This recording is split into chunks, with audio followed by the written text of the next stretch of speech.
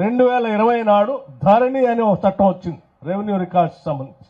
సమస్యల్లా ఇక్కడే మొదలై భూమి పైన హక్కులు కానీ లేకపోతే లీగల్ గా వాళ్ళకు వచ్చేటువంటి వారసత్వం సంక్రమించే విధానం కానీ అన్ని కూడా గత చట్టాలు మేలు చేస్తే రైతులకి ఈ ధరణి చట్టం వచ్చి గందరగోళం చేసింది రైతులకి భూమిపై ఉన్నటువంటి హక్కులకు సంబంధించి. ఎంత గందరగోళం అంటే ఒక సర్వే నెంబర్ లో 10 ఎకరాలు ఉంటే 15 ఎకరాలకు కూడా పాస్బుక్లు ఇచ్చారు. సరే చాలా రోజులు నా కాంగ్రెస్ నాయకులు చెప్తున్నారు కదా అని అన్నారు. కానీ ఈ రోజు సభలో కూడా ఇక్కడ వచ్చినటువంటి రైతులు మీ అందరూ తెలిసింది మీ ముందే మాట్లాడారు. సర్వే నంబర్ తో సహా చెప్పి ముఖ్యంగా టీవీ రెడ్డి గారు సీతారామరెడ్డి గారు ఇద్దరు చెప్పారు. అంటే ఇటువంటి ప్రతి గ్రామంలో ఉన్నాయి, చాలా ఉన్నాయి. అటువంటి ధరణి ద్వారా భూమి లేకపోయినప్పటికి కూడా కొద్దిమందికి అదనంగా పాస్బుక్లు ఇవ్వటం, గతంలో వచ్చిన చట్టాల ద్వారా వచ్చినటువంటి భూముల పైన వచ్చినటువంటి హక్కుల్ని కాలరాస్తూ ఆ భూమిని ధరణి పేరు మీద పంపిణీ చేసినటువంటి భూములు ఉంటే ఇంకో వాళ్ళ పేరు మీద ఎక్కించడం, కొద్దిమంది రైతుల పేరు మీద ఉంటే వాళ్ళకి తెలియకుండా ఇంకోళ్ళకి ఎక్కించడం ధరణిలో, దాన్ని 2-3 సార్లు ఒకరి తర్వాత ఒకరికి ట్రాన్స్ఫర్ కావటం, వాళ్లే పర్మనెంట్ గా ల్యాండ్ ఓనర్స్ గా మిగలటం, అసలు ఓనర్ భూమి లేకుండానే మిగిలిపోవటం. అతను కార్యాలయాల చుట్టూ తిరిగి అలసిపోయారు తప్ప వాటికి మార్గం కనపడలేదు.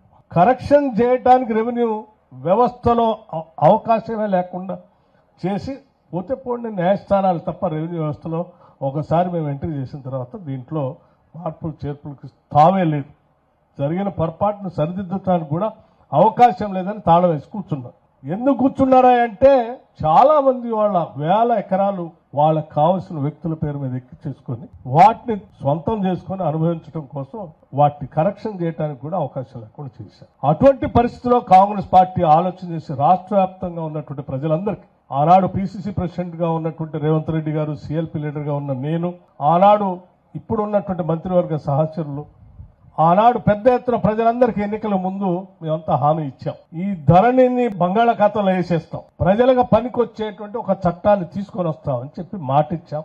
ఆ మాట ప్రకారం మీరంతా నమ్మి మమ్మల్ని ఆశీర్వదించి ప్రజాప్రభుత్వాన్ని కూర్చోబెట్టారు. కూర్చోబెట్టిన దగ్గర నుంచి ఈ రాష్ట్ర ముఖ్యమంత్రి గారు రేవంత్ రెడ్డి గారు, కేబినెట్ లో ఉన్నటువంటి సహచర మంత్రులంతా కూడా పెద్ద ఎత్తున ఆలోచన చేసి, రెవెన్యూ మంత్రి గారు శ్రీనివాస్ రెడ్డి గారు అనేక రాష్ట్రాల్లో అసలు ఈ రెవెన్యూ చట్టాలపైన స్టడీ చేసి సుదీర్ఘమైనటువంటి కసరత్తు తర్వాత ప్రజలకి పనికొచ్చేటువంటి ఒక గొప్ప చట్టాన్ని, మరొక చట్టాన్ని 2025 భూభారతి చట్టాన్ని తీసుకొచ్చినటువంటి ఈ 4 చట్టాల్లో కూడా 5 చట్టం, మొదటి 3 చట్టాలు ప్రజల పనికొచ్చాయి.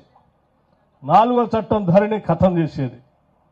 ఆ ఖతం చేసే చట్టాన్ని మళ్ళీ బాగు చేసి సరిచేసి ట్రాక్ మీద తీసుకొచ్చి ప్రజలందరికీ అత్యంత పారదర్శకంగా ఉండేటువంటి ఒక చారిత్రాత్మకమైనటువంటి చట్టమే ఈనాటి భూభారతి 2025 రెవెన్యూ చట్టం. ఇది చరిత్రలో నిలిచిపోయేటటువంటి చట్టం. అది రెవెన్యూ శాఖ మార్చులు మన జిల్లా వాసి ఈ చట్టాన్ని తీసుకురావటం మన జిల్లాకు కూడా గర్వకారణం.